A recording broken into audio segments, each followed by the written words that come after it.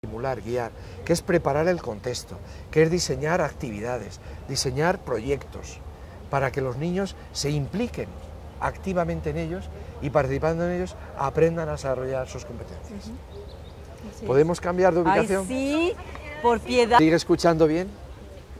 Sí. ¿El micrófono está en su sitio? Yo creo que el mío no. ¿Estoy muy separado? ¿Sí? ¿Estoy muy junto? ¿Así? Bueno, pues creo que hemos llegado a un asunto, un tema muy importante que tiene que ver con el cambio o la necesidad de cambio que tiene la educación, que es la formación docente, un tema crucial para que verdaderamente haya un cambio en la educación.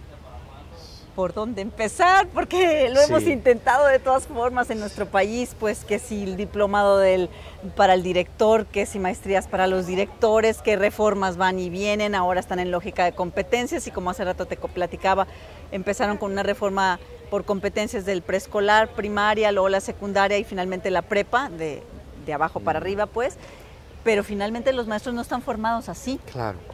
Y querer ayudarles a través de otras formas como va a ser diplomados y cosas seguramente sirve, pero yo no he visto que solucione el problema ni que haya de verdaderamente un cambio, ¿no?, en el estilo de enseñanza. Mira, hay varias cosas. Y yo creo que nadie duda ya que no puede haber un sistema educativo de calidad o de mayor calidad que la calidad que tengan sus docentes. Si esto es así, primer medida que habría que tomar, para mí clarísima. La formación de los docentes tiene que ser una formación del máximo nivel, universitaria. Del máximo nivel. ¿Por qué? Porque es un profesional que necesita una formación muy compleja. Tiene que dominar su disciplina o su ámbito disciplinar y tiene que dominar también las disciplinas psicopedagógicas. Es decir, tiene que ser un profesional que sea capaz de ayudar a que las nuevas generaciones, las niñas y los niños, vayan formando las competencias en ese ámbito disciplinar. Por tanto, tiene doble preparación. Su ámbito disciplinar, nadie puede ayudar a que se conozca un ámbito disciplinar si él lo ignora, y tiene que además dominarlo bien, y tiene que dominar luego cómo ayudar a las nuevas generaciones para que aprendan. Primer punto, por tanto, de máxima calidad. Segundo, pero no puede ser una formación teórica solo, porque lo importante es que sepan en la práctica cómo ayudar a las nuevas generaciones. Y eso no se aprende solo leyendo, eso se aprende practicando. Por tanto, segundo pilar, la formación de los docentes tiene que hacerse en los contextos educativos. Estar cercana a los contextos educativos, la escuela, primaria, secundaria, donde fuere. Pero no puede agotarse en los contextos educativos, porque si no, no haría más que reproducir las insatisfacciones o las insuficiencias que hay en los contextos educativos. A esos contextos educativos tiene que llevar una preparación científica y una preparación en cuanto al contenido y en cuanto al método. Tiene que ser un investigador, el docente. Y por eso necesita la formación universitaria del máximo nivel, pero no desgajada del contexto escolar. Tiene que formarse en el contexto escolar, pero con las herramientas teóricas más elaboradas y más sofisticadas. ¿Cuál es el modelo que existe en España parecido? La formación de médicos. La formación de médicos está en los hospitales, pero en los hospitales que hacen investigación.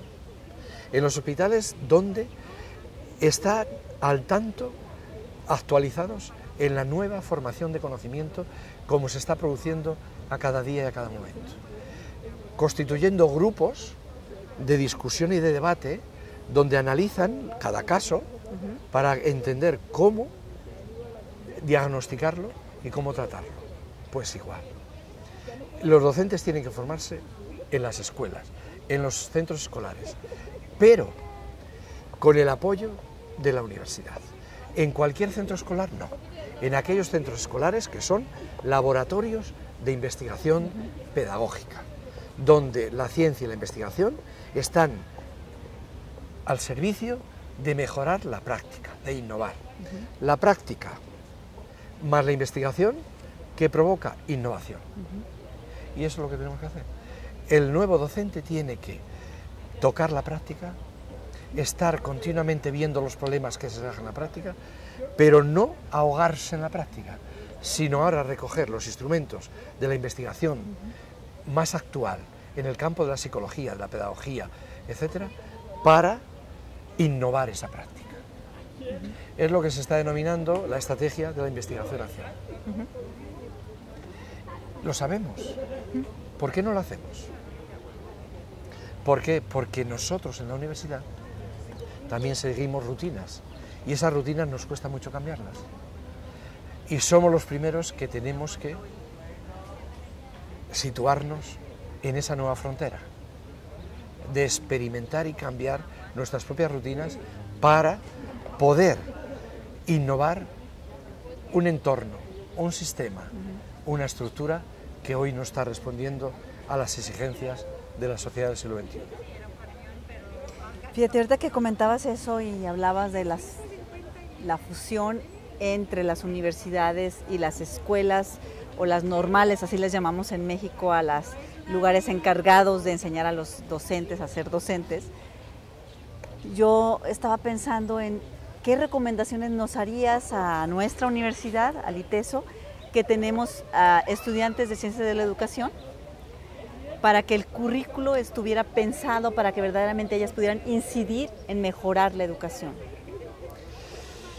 Yo creo que hay dos cosas. Una, lo importante es que todos los recursos que están alrededor de la educación y del sistema converjan en sinergia, en armonía, para que la investigación no vaya por un lado, la formación va por otro y la práctica va por otro, sino que todo haya una preocupación de converger para mejorar la práctica, para mejorar la escuela, el aprendizaje de los niños, etc.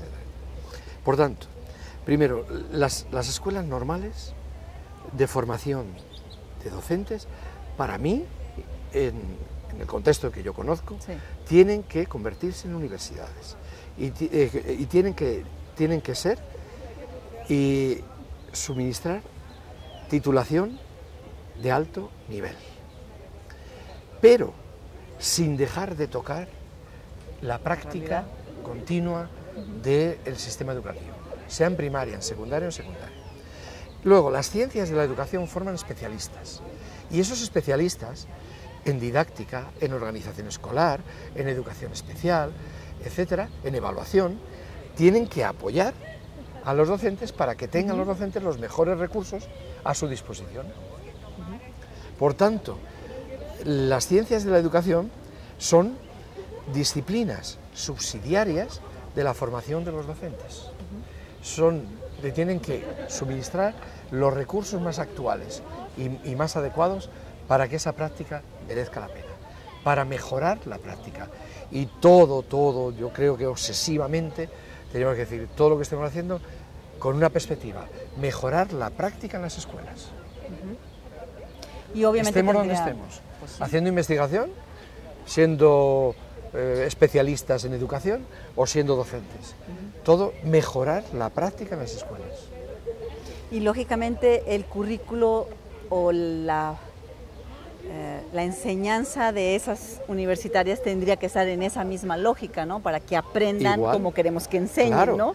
Entonces, los alumnos de la Facultad de Educación no pueden aprender esas competencias profesionales complejas estudiando solo libros. Tienen que tocar la práctica, la suya. Por ejemplo, si va a ser un especialista en producción de materiales audiovisuales o de nuevas tecnologías, tiene desde el principio que estar en un gabinete que esté produciendo materiales de nuevas tecnologías aplicadas a la educación. Claro. Y ahora ahí toda la investigación que haga y todos los estudios que haga que les sirvan para buscar alternativas cada vez mejores para producir materiales cada vez más ricos. Claro. Y de esa forma sí sería que el docente tendría un esquema de pensamiento que verdaderamente ayudará a los alumnos a también modificar los suyos, ¿no? Ahí sí estaríamos pegándole pues a la modificación del propio La misma esquema, lógica que utilizamos para que el niño aprenda sus competencias, la tenemos que utilizar para que el docente o el especialista en educación adquiera las suyas, la misma. Y es una lógica que tiene